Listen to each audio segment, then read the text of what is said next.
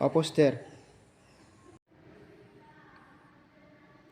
So, ayan po mga kaibigan, natapos na po kami dito sa Chapel E.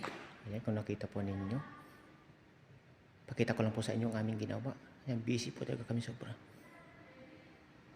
So, kasama ko po ang mga ibang madre. So, Sister Janice, aking kasama po dito mga kaibigan. Mag-ayos ng halaman dito sa chapel. Ayan. Ayan po siya mga kaibigan. So, simple lang pero maganda.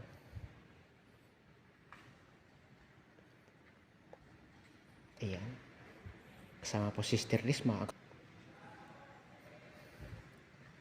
So, nag-ayos po kami ng Chapel E. Nagpapaganda. Nandito na po kasi mga kaibigan ang mga foreigner na mga sister galing sa ibang bansa.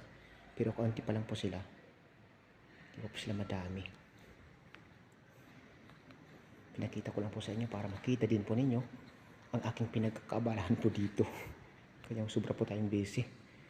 Nandito na po yung mga sister galing sa ibang bansa. Nag-aayos pa rin po kami. So, dalawang chapel na lang po ang aming ayusin.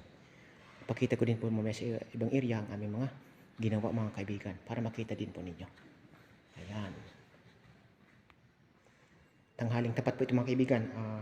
12:23. Magla-log out pa po tayo mga kaibigan sa ating time card. So, thank you so much po sa inyo mga kaibigan.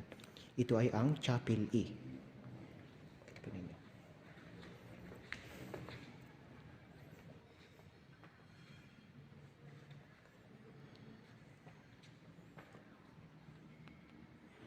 Ayan, yan po yung mga kaibigan ng aming Chapel E.